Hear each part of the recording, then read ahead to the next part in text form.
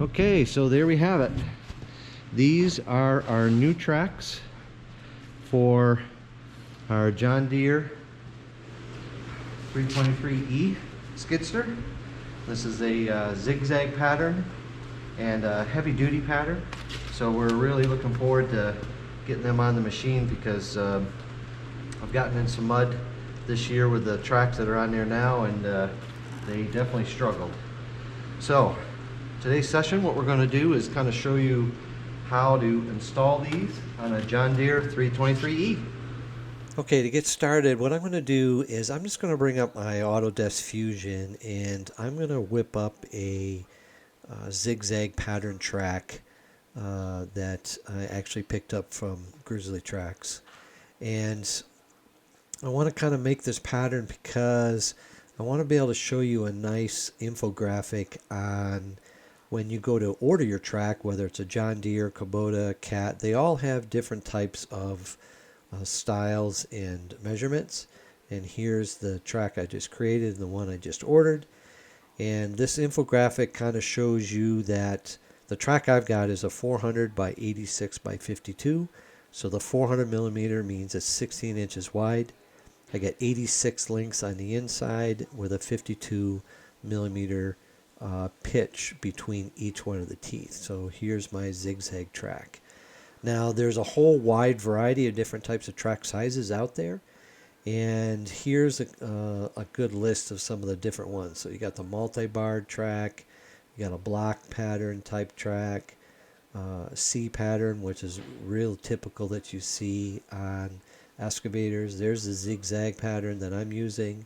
You got a V pattern track, and then Camso has got also some other different types of patterns. Now, Rubber Track Warehouse, where I picked this up from, they carry all these in types of stocks, and they have it for a whole array of different types of machines.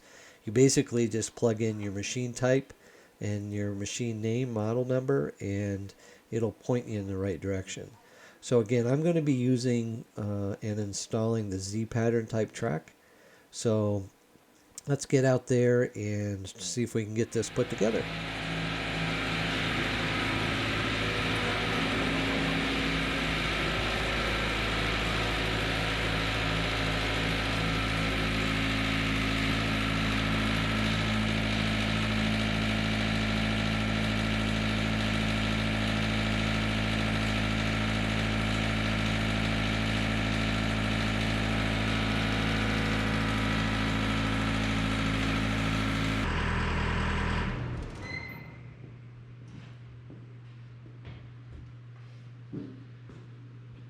Okay, so our first goal is we got our tracks up a little bit higher. What I found is if you just bring it up one more 2x4 length, makes it easier to put the blocking in underneath.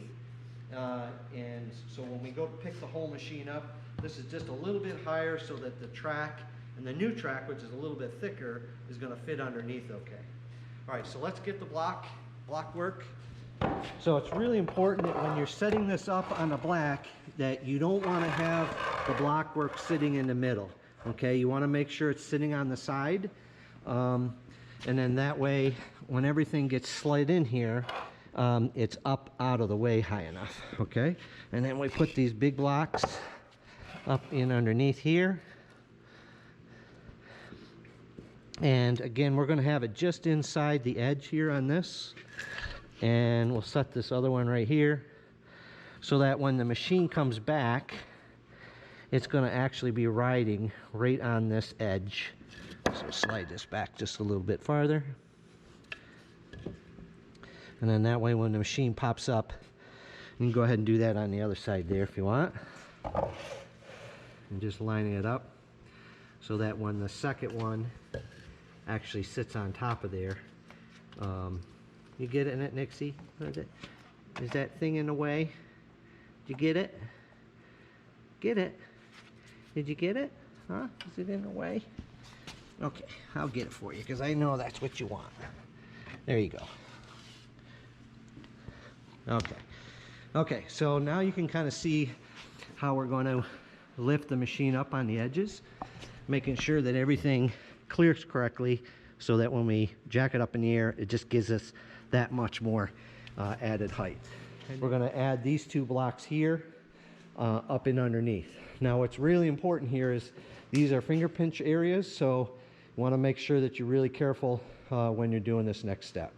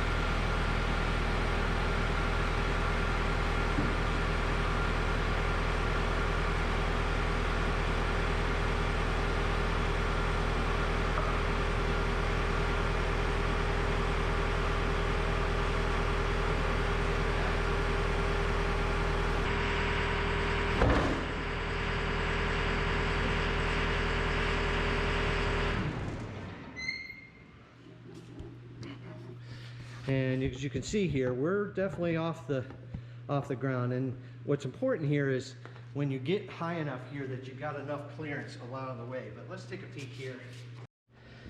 Our blocking is held up, and nothing should be able to kick out of the way here, so we should be in pretty good shape. And both sides are good, okay? So as you can see, the whole machine is now off the ground. And then here we got our blocking inside of here to keep this up in the air. So the next step is, what we're going to do is we're going to take these off. If you want to go ahead and grab the 1/2-inch socket. And this is my helper Tedden. He's going to help us take these apart. And what'll happen is this wheel will actually drop down this way, which will actually loosen this track up. And then inside here, we've got a 5, I think it's a 5/8. Is that a 5/8 socket, I think? 7/8. 7/8 socket.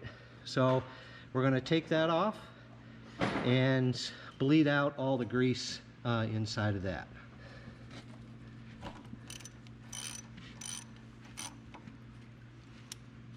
Yep, pull it all the way out. Make sure you don't drop it down inside. It should drop all the way through, but try not to drop it down inside of there. Yeah.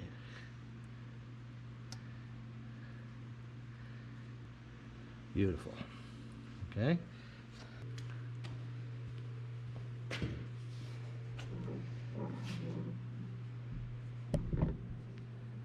So the other thing what we can also do is we can put a bar right in the tooth, and we'll slowly back it up, and that'll help release the tension on this as well. Okay, so when we go to pop that in there, yep, just set it right in that tooth, and I'll just slowly back up the work side.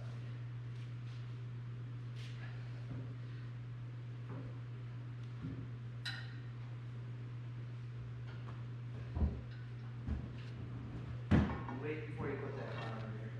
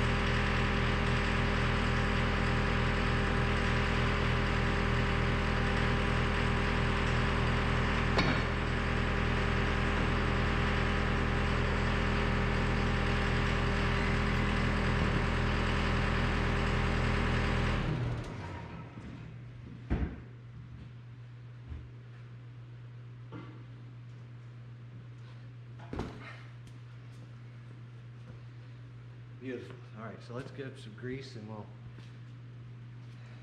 clean this up a little bit here.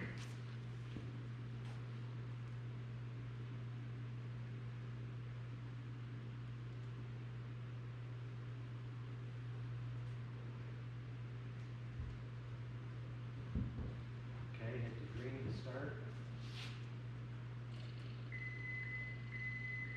Again. Oop, hold right there. Okay, the big red, power off. Start to release the brake. Start. All done.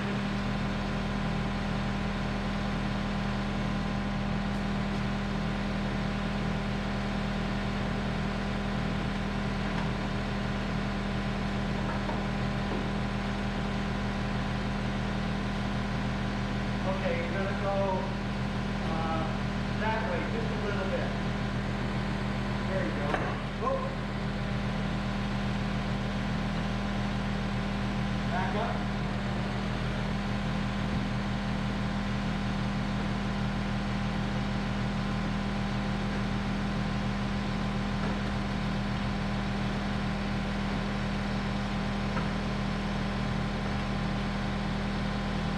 Okay.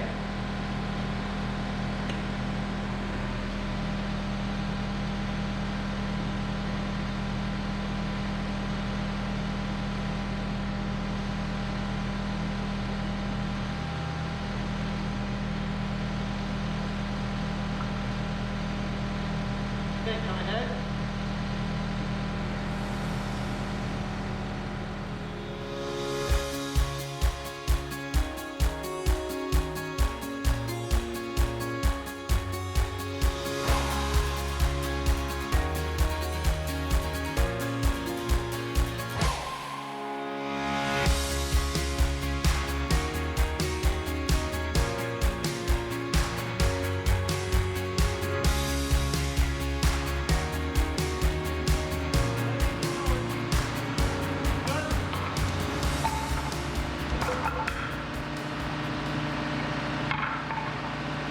Hey, keep going.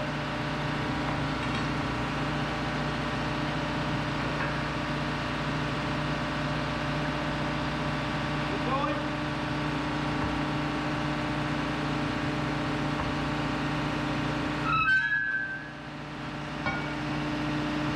Don't get your stop.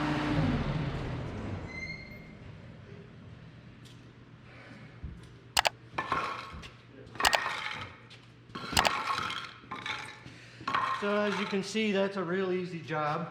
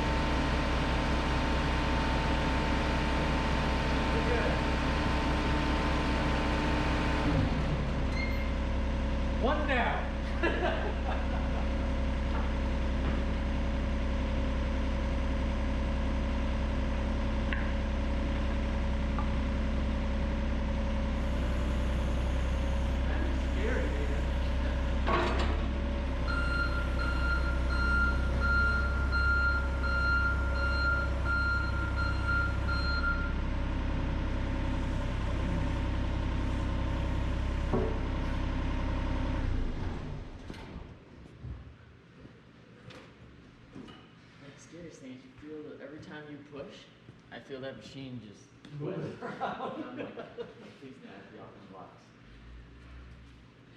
Okay, so there we have it.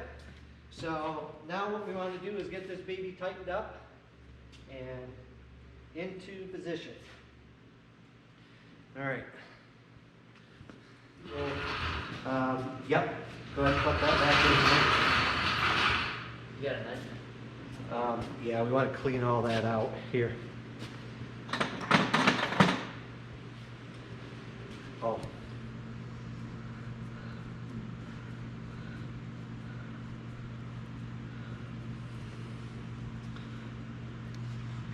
Okay, go ahead.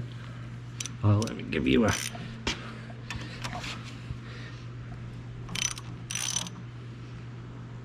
Perfect. Okay.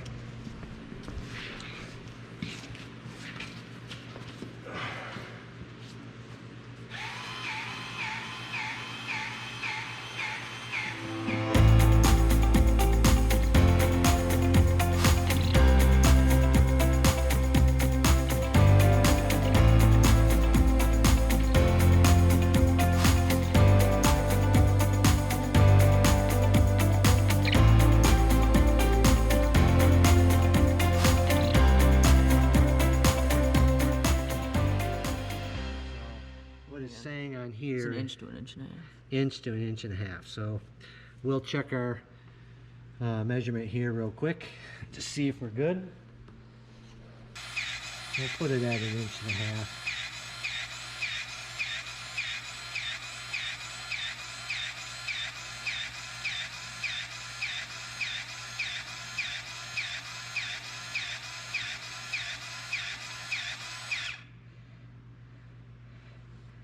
A little more.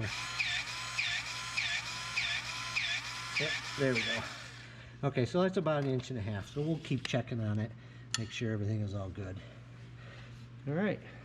And I'm just reading it off this guide here. They kind of tell you what this dimensions are. And it's saying about inch to inch and a half. So we've got about an inch and a half right now. Okay.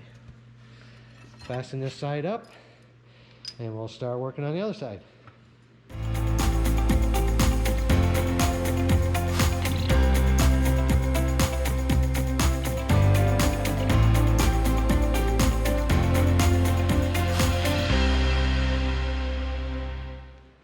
Okie dokie.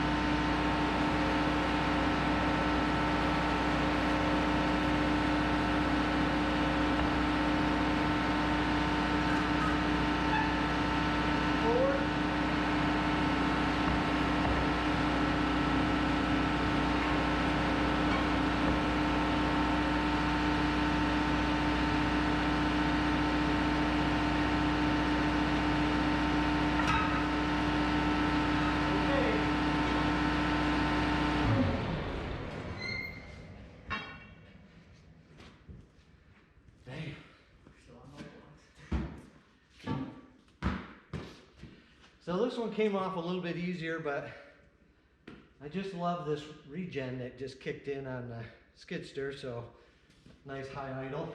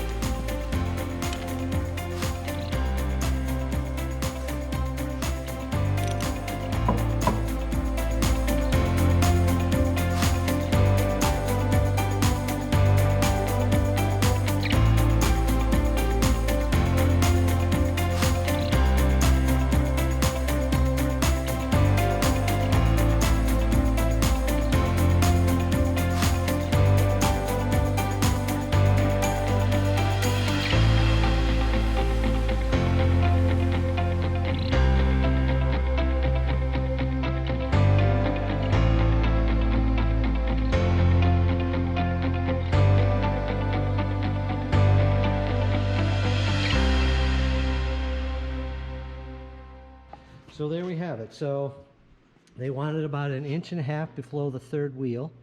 So we're about 1.5 inches on both sides. And same with over on this side. Actually, it looks like a little bit more.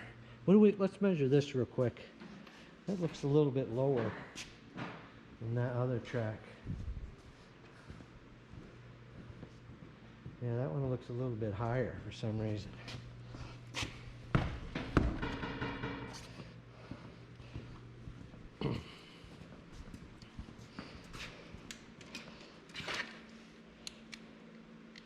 Now we're about, what, 2 inches? Yeah, about 2.5. 2.5. So, okay, so let's loosen this side back up. Looks like, yep. So Check on. yep, we're good. Okay.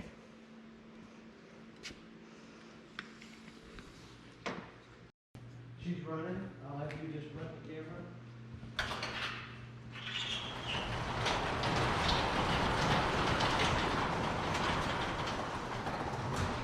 Take her out for a quick spin.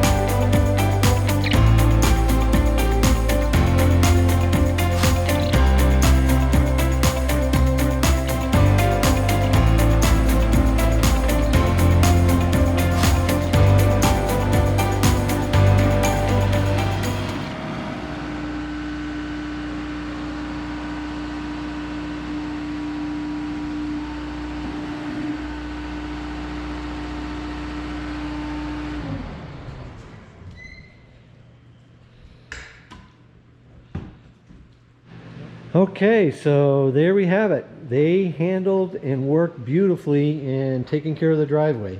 The driveway had pretty close to 2 or 3 inches of ice on the bottom, and I really wanted to kind of scrape that up with a bucket, which did an excellent job, and these tracks dug right in very nicely. Now, I'm told that these zigzag tracks work really well in snow and ice, and which they did an excellent job. And these tracks came from a rubber track warehouse, and they're called Grizzly Rubber Tracks. And what's interesting is I got the heavy duty series. In the heavy duty series, the distance from the on this inner band of the track is about 1.75 inches. The other track that I had was about 1.25 inches. So the heavy duty series has got this thicker bottom on the track. So it handled everything really well, and I'm impressed with how well they did. And the other thing I really like about these tracks too is they don't tear up the customer's yard as much, but they got a lot of bite compared to, you take a look at my Mini over here. I mean, they've got some good traction to them, but because this tooth is so aggressive over here, it will rip up the customer's sight, so have to kind of be careful with that. But these tracks did an excellent job on the older ones, so I really believe that I've got good grip with the way these are all set up, so I think it's going to work out quite nicely for us. So again, these tracks came from Rubber Track Warehouse, and these are called Grizzly Rubber Tracks. Carrie was my sales rep, and she did an excellent job. As a matter of fact, I had ordered these on a Friday and had them on a Monday. So granted, I'm in Western New York, and it came out of New Jersey, but these guys were quick to getting me what I needed, and I was well underway. So it was a little bit of a challenge changing these tracks because they weigh 500 pounds a piece, but it wasn't so bad after I got the first side figured out. Me and Tedden managed to get the other side put on in half the time. So thanks again for watching. If you got any tips and tricks on how to do that better, I'd be more than glad to take any advice on that. So again, thanks for watching, and if you like what you see, be sure to hit that like and subscribe button, and we'll see you on the job site. Have a great day.